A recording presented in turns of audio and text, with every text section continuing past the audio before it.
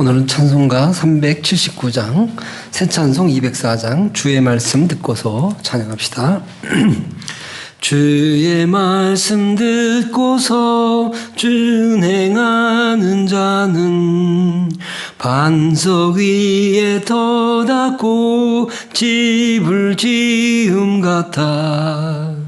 비가 오고 물나며 바람 부딪혀도 반석 위에 세운 집 넘어지지 않네. 잘 짓고 잘 지세 우리 집 잘 지세. 만세 반석 위에다 우리 집 잘 지세. 아멘. 오늘은 우리 하나님의 말씀 요한복음 2장 1절부터 11절의 말씀을 보겠습니다. 요한복음 2장 1절부터 11절 말씀. 사흘 되던 날에 갈릴리 가나에 혼인이 있어 예수의 어머니도 거기 계시고 예수와 그 제자들도 혼인의 청함을 받았더니 포도주가 모자란지라. 예수의 어머니가 예수에게 이르되 저희에게 포도주가 없다 하니 예수께서 가라사대 여자여 나와 무슨 상관이 있나이까. 내 때가 아직 이르지 못하였나이다. 그 어머니가 하인들에게 이르되 너희에게 무슨 말씀을 하시든지 그대로 하라 하니라. 거기 유대인의 결례를 따라 두세 통 드는 돌 항아리 6이 놓였는지라. 예수께서 저희에게 이르시되 항아리에 물을 채우라 하신즉 아구까지 채우니 이제는 떠서 연회장에 갖다 주라 하시매 갖다 주었더니 연회장은 물로 된 포도주를 맛보고 어디서 났는지 알지 못하되 물떠온 하인들은 알더라. 연회장이 신랑을 불러 말하되 사람마다 먼저 좋은 포도주를 내고 취한 후에 낮은 것을 내거늘 그대는 지금까지 좋은 포도주를 두었도다 하니라. 예수께서 이 처음 표적을 갈릴리 가나에서 행하여 그 영광을 나타내심에 제자들이 그를 믿으니라. 아멘. 여러분, 순종하지 않는 것은 믿음이 아닙니다. 믿음에는 반드시 순종이 있습니다.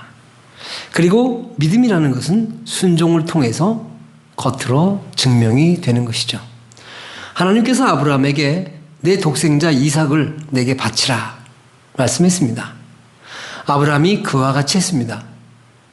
번제를 다 준비하고 그리고 그 아들을 그 위에 올려놓고 칼을 높이 들었을 때 하나님께서 멈춰라 하셔서 멈췄어요.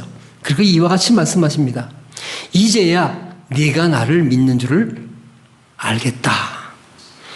아브라함은 하나님께서 어찌됐든 간에 내 아들을 지키실 것이라는 걸 믿었어요. 그리고 그것을 행동을 했습니다. 순종했습니다. 그래서 아브라함을 가리켜서 믿음의 조상이다 이렇게 이야기를 하는 것입니다. 오늘 본문을 봅니다. 혼인집에 예수님과 예수님의 어머니 마리아가 같이 있었는데 이때 그만 포도주가 모자랐습니다. 예수의 어머니 마리아가 이렇게 말씀하셨어요. 그 하인들에게 무슨 말씀을 하시든지 너희는 그대로 하라. 한 번 더 읽습니다. 무슨 말씀을 하시든지 그대로 하라. 무슨 말씀을 하시든지 그것이 이해가 되든지 안 되든지 싫든지 좋든지 또 쉽든지 어렵든지 간에 무슨 말씀을 하시든지 너희는 그대로 하기만 하여라 라는 말씀이에요. 이때 놀랍게도 하인들이 엄청난 순종을 보입니다. 항아리에 물을 채우라 하신즉 아구까지 채우니 그랬어요. 예수님께서는 이 항아리에 물을 채우거라 그랬어요. 근데 이 사람들은 아구까지 채우세요. 참 대단한 순종입니다. 그리고 이제는 떠서 연회장에 갖다 주라. 그러니까 그걸 또 들고 연회장에 갔어요. 여러분, 이게 굉장히 모험이에요. 만약에 이 항아리 아구까지 채웠던 이 물이 포도주로 변하지 않았다면 어떻게 되겠어요? 물 먹인 거죠. 그럼 어떻게 됩니까? 이 하인들은. 그러나 이 하인들은 그런 것들을 일체 생각하지 않았어요. 이 하인들은 오로지 예수님께서 갖다 주라 하신 그 말만 믿고 그대로 갖다 주었습니다. 연거퍼서 이해가 되지 않았지만 연거퍼서 순종을 했어요. 여러분, 좋은 믿음이라고 하는 것은 계속된 순종이에요. 그때 놀라운 일이 일어났죠. 그 항아리에 있던 물이 포도주로 변했습니다. 그것도 최상의 포도주로 변했어요. 자, 무엇이 물을 포도주로 변했고 최상의 결과를 가져다 주었습니까? 여러분, 기적에는 두 가지가 있습니다. 하나는 하나님이 계세요. 하나님의 말씀이 계십니다. 또 하나는 그 말씀에 대한 온전한 순종이에요. 하나님은 늘 우리와 동역하시죠. 어떤 일을 행하실 때 우리와 같이 하기를 좋아하세요. 그래서 우리에게 주신 것이 믿음이고 그 믿음의 표현이 순종이라는 것입니다. 하나님의 말씀이 있고 하인들의 순종이 이러한 놀라운 변화의 역사를 일으켰다는 것이죠. 우리 현대 그리스도인들의 어쩌면 가장 큰 문제가 무엇일까요? 우린 너무 똑똑하다는 거예요. 그래서 하나님의 말씀이 그러할까? 아니, 이건 아니지. 내가 하나님의 말씀을 다 판단하고 칼질을 하죠. 이것이 바로 계몽주의 신학이었어요.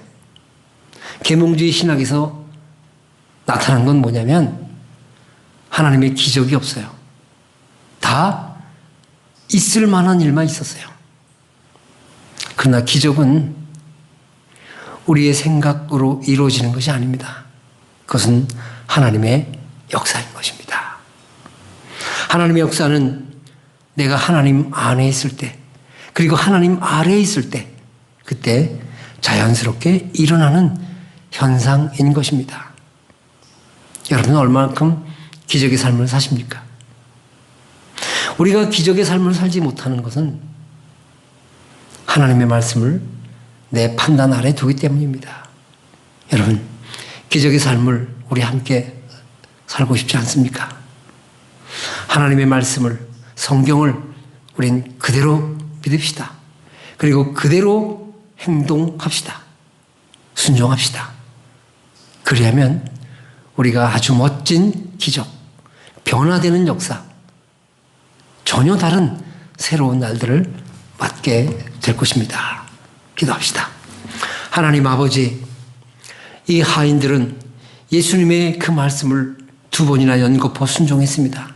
그리고 놀라운 일을 일으켰습니다. 신분이 중요한 것이 아니라 하나님의 말씀을 얼마나 그대로 따르느냐, 그것이 중요하다는 것을 오늘 말씀을 통해 들었습니다. 하나님, 저희들도 이와 같은 믿음을 갖게 되기를 원합니다. 하나님의 말씀은 이미 저희에게 주어졌습니다. 이제는 우리가 그 하나님의 말씀을 온전히 순종하는 것이 남아있는 줄 압니다.